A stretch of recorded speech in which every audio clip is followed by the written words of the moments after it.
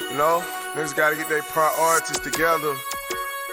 Got their mind on the wrong things, spending their money in the wrong way. Trapaholics, real trap shit. Say you need that car with the rims and that charm, just like Jim. It's more than life. Yeah. I'm telling you. Talk to him. Say you need that LV bag For what? with the belt and the hat. That's all you got though. It's more than life. Yeah. Talk to him. Real. Say you wanna turn up at the club, Why? buy some bottles, impress them girls. what? It's more than life. Oh, fucking everybody. Yeah. Damn, son, where'd you find this? Good evening, everyone, and welcome to Saints and Appetizers podcast. And who dat?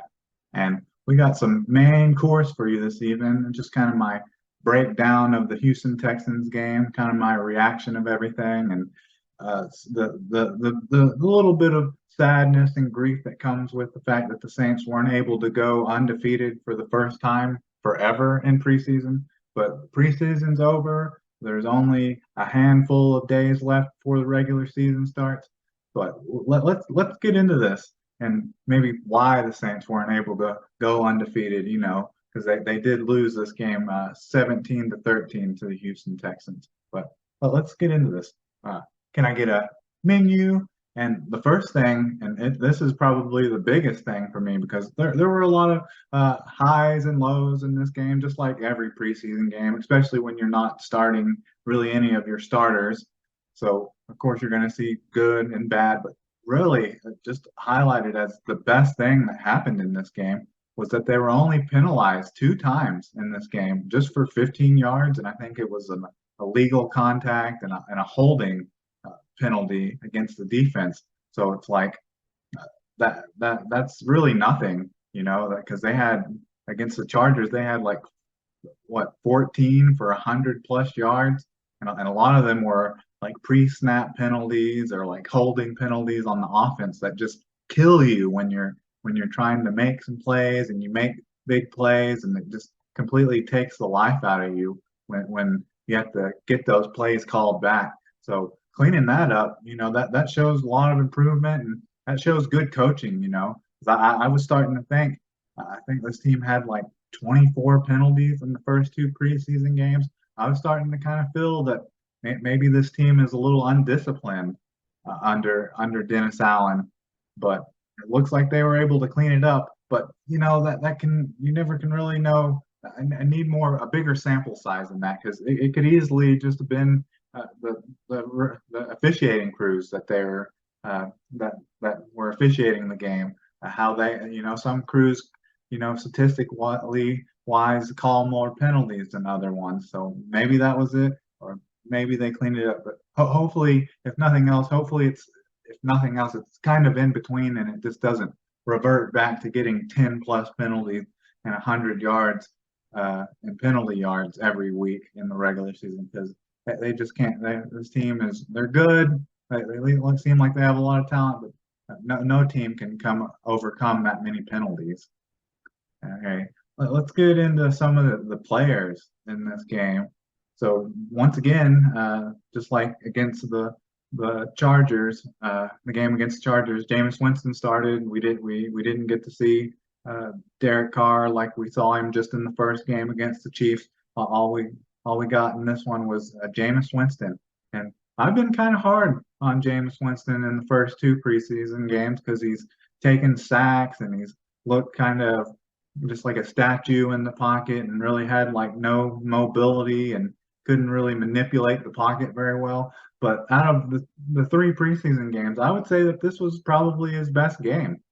And so he was 11 for 16 for 93 yards, and with a 5.8 completion percentage, a touchdown, and the big one is the no sacks, because coming into this game, I think he'd been sacked 5 times in the preseason already, and that comes with a 104 quarterback rating, and he just looked good. He had I think he had just 2 or 3 drives, and then once he capped his final drive off with a touchdown. He came out of the game, and we saw Jake Haener for the rest of the game. But the biggest thing and the most exciting thing about that probably helped Jameis Winston's game and what he looked like was that Jimmy Graham just balled out in this game. It felt like flashbacks of the 2010s, 2010s to 2014. That's what it had a flashback of, because Jimmy Graham was out there looking like he was 24, 25 years old, catching just on the first play, it was just like a little 6-yard out route. But then Jameis Winston connected on with him on a long pass deep down the seam, which those seam routes were just money for Drew Brees back in the day, back in the prime of Jimmy Graham, and he caught and just completely sunned and mossed a defensive back, a safety, for a 25-yard long, and that's what set him up for their touchdown, where he just had it was just like a 3 or 4 yard pass for a touchdown, and he goes up for the fake dunk over the goalpost. I guess not. His spot on the team isn't secured enough to where he can be getting unsportsmanlike conduct penalties. But Jimmy Graham, he looked good, and that had me a little worried, honestly, after he had the medical episode, the seizures, or whatever happened to him when he was in Los Angeles for the Chargers game. I was a little concerned that maybe if it was something serious like the seizures or some serious medical condition that they found out about him, that he'd probably just retire at this point in his career, not wanting to take any more shots to the head if he had some kind of medical condition. But he comes in this game and had his best performance of the preseason, and he had 3 catches for 34 yards with 11.3 average, 11 yard point 3 average, with the touchdown, the 25-yard long, and that came off of 4 targets. But he just looked awesome. It was exciting. That was honestly giving me goosebumps throughout the game. I just the nostalgia you get from seeing Jimmy Graham back in that 80s, that monster just boxing out defensive backs and making them look like children. It's a good feeling. It's a good feeling. And I wouldn't expect him in the regular season coming up to have performances like that every week, but if he could just have a handful of them, maybe 3 or 4 throughout the seasons, and big plays that end up helping them win games like that, that would be enough for me. All right, let's talk about the defense a little bit. So Brian Bresee, I think this came, most of his plays and his pass rush came in the second quarter, and he looked good, and I'm saying most of it came against the second quarter because the Texans had most of their starters in on like their first 2 drives where they went down and scored a touchdown. And when watching him, I didn't see him doing a lot against like their first string offensive linemen, but when C.J. Stroud came out and some of their other starters started to come out, man, he was getting after it. And this is just some PFF statistics here. He had 4 pressures, and 4 quarterback pressures, 82.3 pass rush grade, and a 33% win rate, which, I guess the 33% win rate isn't like mind blowing, but on those plays where he was winning, man, he was just hitting those spin moves out there. Seeing a 300-pound man doing those spin moves and putting offensive linemen on skates is just, you don't see that much. That's the kind of stuff that you see from like Aaron Donald, and I'm not trying to compare him to Aaron Donald at all, but still, that just some nasty spin moves to get that penetration in the middle and causing issues for the back. I'll have to admit they were backup quarterbacks, but that was nice to see.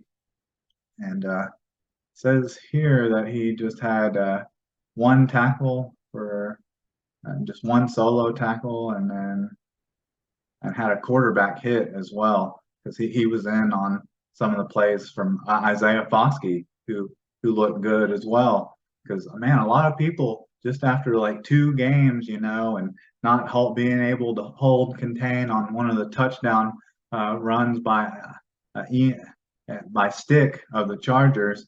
A lot of people were already trying to call Isaiah Foskey a bust or something, and I'm the farthest from a person that's going to start judging a player off of just their first preseason games. Because I've always said you got to give a player at least 3 seasons to develop before you can really judge them. At least if they're taken in the first 3 or first 4 rounds. I mean, you got to give them a chance to develop before you call them a bust.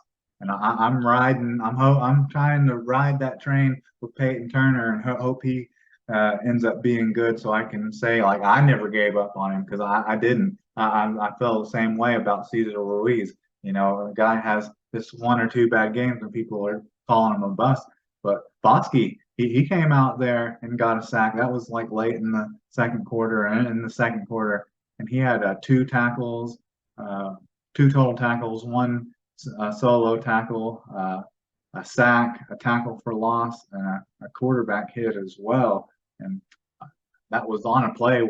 I think that was probably on the same play that Bryan Bresee may have got a quarterback hit, because Isaiah Foskey went from a power to speed rush. It looked like he was going to come right at the offensive tackle, and then just kind of dipped and went around him for the speed rush and got a sack. And he got there first. And when seeing people celebrate and after the play and talking about it online, a lot of people weren't really giving Isaiah Foskey his flowers, even though he was the one that got the clear sack. So I'm hoping that gives Isaiah Foskey some confidence going into the regular season. And continuing to talk about Bryan Bresee, he had one of the spin moves and got the quarterback off their spot on one of the plays that Malcolm Roach made, because Malcolm Roach also had 1 tackle, 1 solo tackle, a sack, and actually forced a fumble. But sadly, unlike the game against the Chargers, they weren't able to recover it. But still, you want to see them get that ball out, get it on the ground, and get interceptions. But the secondary didn't look quite as good in this game as they did in the first 2 games, getting interceptions and things like that. Guys like Isaiah Yadom, and let's see here, Troy Pride, Hugo Amadi, guys like that. They didn't look quite as good as they did in the first 2 games. A lot of them getting beaten. I think this is kind of a hot take from me a little bit, because we saw Alontae Taylor, who a lot of people want to be the number 2 corner on this team. I honestly didn't think he looked good out there. On one of the plays that he actually made was a play where it looked like he got burned off the line and the receiver dropped it in the end, because I guess he made the pass deflection. But it seemed like the quarterbacks early on, I guess when C.J. Stroud was out there, were kind of like targeting him a little bit. And he ended up with 3 tackles, 3 total tackles, 2 solo, and 1 pass deflection, was like one of the first plays of the game where he looked like he was about to get beat deep for a pretty big play, but he ended up knocking the ball out at the very end. But that's kind of my hot take a little bit, because it seemed like all off season and during training camp, leading into the preseason games, a lot of people talking about how Alontae Taylor is going to be the number 1. I just don't see it. He has that energy and that swag around him, but that doesn't necessarily mean he's a great player, because I've said this before, when looking back at like his rookie numbers and then looking back at Paulson Adebo's rookie numbers, like Paulson Adebo had a better season. So for Alontae Taylor just to come and unseat him like that, I'm not seeing it. And obviously the coaches of the Saints, and Dennis Allen and the defensive coordinators and all that, must not have been seeing it either, because Alontae Taylor was playing quite a bit, and Paulson Adebo didn't play. He didn't start.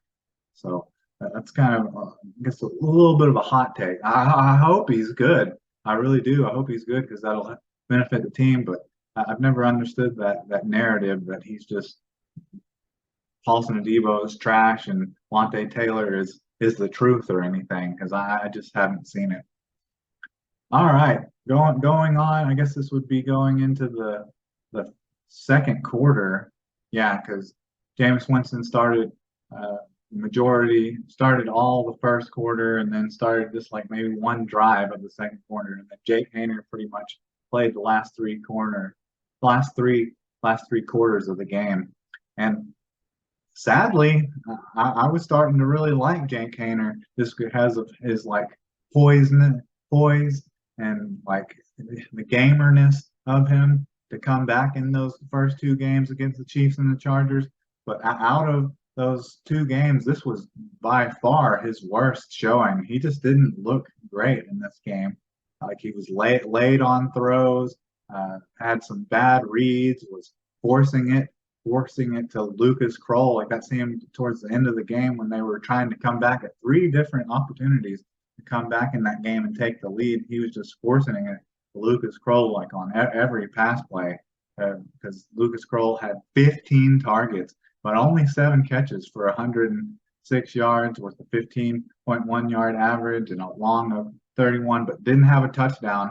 And I think Jake Haener, this was a good learning experience, if nothing else, for Jake Haener, that defensive backs in the NFL have a lot faster and better closing speed than players in college, because he got intercepted twice because of that, because he thought he had a receiver open and maybe coming back to it a little late and not having enough arm strength to get it there on time, and a defensive back's just coming over out of nowhere, knocking it down or intercepting it, because he threw two interceptions, basically two interceptions that both, could have been, the first one could have been the game ender if the Saints defense didn't bow up and get him the ball back, and then he did throw the game losing interception at the end, which they just on both of those drives where he did get into Texans territory, if he didn't throw the interception and were able to somehow get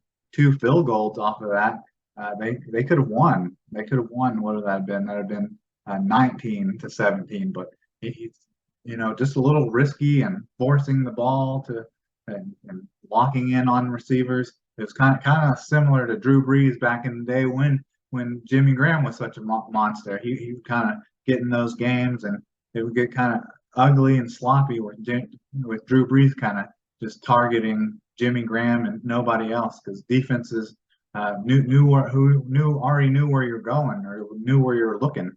So I'm not as high on Jake Haener now because of this game, and he was 17 for 38, so that's a really bad completion percentage for 117 yards, a 4.5 average, no touchdowns, the 2 interceptions. He was sacked 2 times, which I have to give him a little bit of credit, because the offensive line was not pass blocking very well at this point in the game when he was playing, and he took some big hits.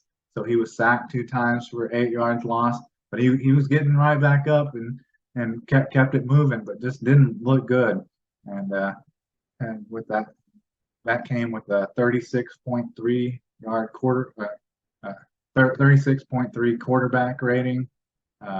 So I was almost ready to anoint Jake Haener as the backup quarterback, the number 2, ahead of Jameis Winston coming into this game. But with this poor showing, I don't feel that way anymore. He still needs some growth and seasoning before I could see him as a backup quarterback in this league, and not a number 2. Okay, let's see here. And then kind of one of just the last notes here was the special teams. And I know everyone's hot on the Will Lutz and Blake Grupe train, because that's probably the biggest battle that's been going on in the off season and preseason about who's going to be the kicker coming into the regular season.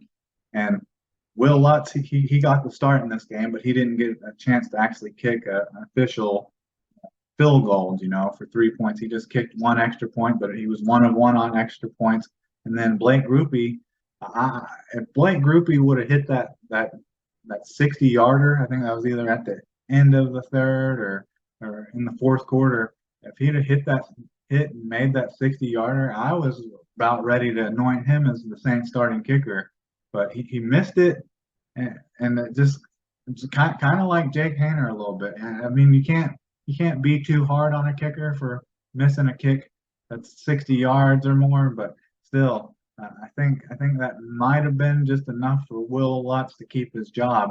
But Blake Grupe, he was a 2 for 3 on field goals, which is just a 67% completion percentage, and he had the one that was, I think one was 38 yards and banged it right down the middle. You heard a lot of sound coming off the ball. He got a booming leg, and then he had the 50-yarder that was right down the middle as well. Like after the 50-yarder, if he just a little unlucky, if he'd been able to just go off of that, I was about ready to anoint him as the Saints starting kicker because that was impressive. The 50-yarder was impressive, but the 60-yard field goal, it was impressive as well because it had the distance to make it. It just ended up going. I'm trying to think. I think it ended up going wide right.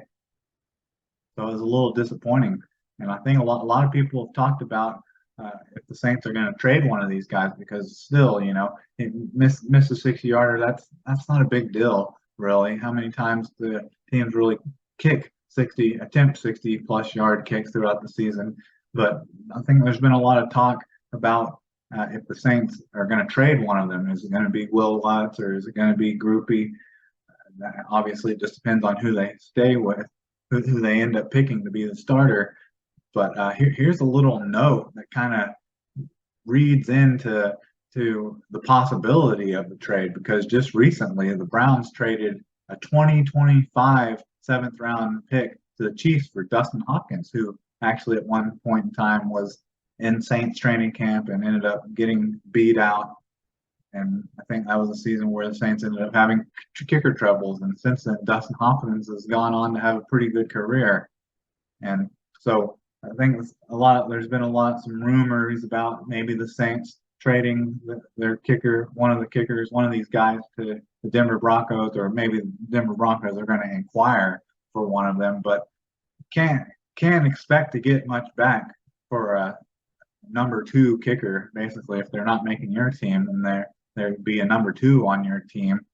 So you can't expect much because it's it wouldn't even be a 7th-round pick in next year's draft, 2024 draft, but the year after that. So it's almost nothing really that you'd be getting back. So don't. I've seen some crazy takes saying like, oh, they do it in a second if it's for a 4th-round pick or something. I don't think they'll get that. They may not even. Some team may not even try to trade for him.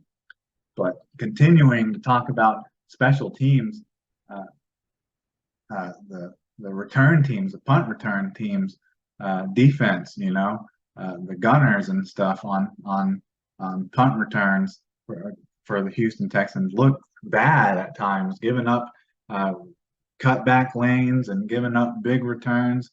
Let's see if I can find one of those returns was pretty embarrassing. They gave up a 26-yard return by Tank Dell. They gave up a 14-yard return by Steve Sims and gave up a 10-yard return by Desmond King. So they were giving up some pretty decent returns that just looking sloppy on some of the tackles. Like the first guy would get there and miss the tackle, or they would give up a cutback lane, allowing them to pick up more yards than they probably should have.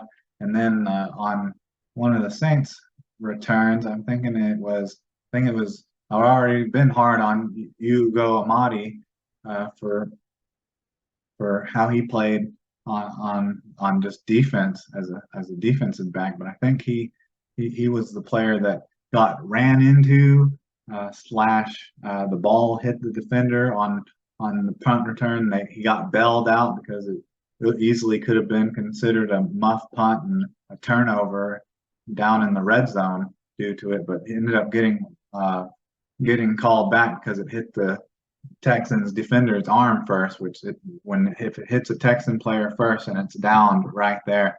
And I was kind of heated when that play happened because I kind of know the rules, at least simplistically, kind of know the rules that you got to, even if the returner doesn't wave a fair catch, the defense, the punt coverage, they have to let them catch it. And with the commentators on there saying, "Oh, it's for sure a touch, it was for sure a muff punt, for sure a touchdown in the Texan ball," that of all plays during the game probably had me heated the most. Is a mess up on special teams that luckily the refs got right, because I think there was also a no call in that game as well. Kind of had some flashbacks of 2018, 2019. There was a no call on a pass to, I think it was pass to Ellis Merriweather. He was targeted actually 5 times, but only caught 2 for 5 yards, and it was either on 3rd or 4th down where he got hit like from behind before the ball even got there. So a little bit of frustration coming from the officiating crew, but at least they got that special teams play call right. But anyways, other than the sadness and the disappointment that the Saints couldn't go 3-0 in the preseason, I think they came away with a lot of film and a lot of more understanding of who they need to go with when cutdowns come on Tuesday by 4 p.m. I think it's either 4 p.m. Central Eastern Time / 3 p.m. Central Time. Teams have to be cut down to 53 players, so be interesting to see kind of some players that they look at, because players like Shaq Davis and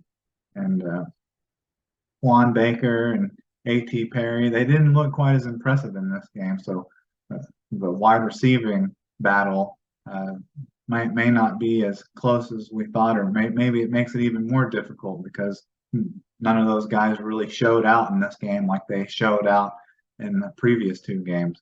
But other than and then just the fact that Jake Haener, I'm a little disappointed in how Jake Haener performed after how he performed in the first 2 games. But I think I find it hard to believe he'll be cut just because he was a 4th round pick and has showed some promise in the preseason and in training camp. But I think that's all I have for you. So can I get a who dat? And can I get a check, please?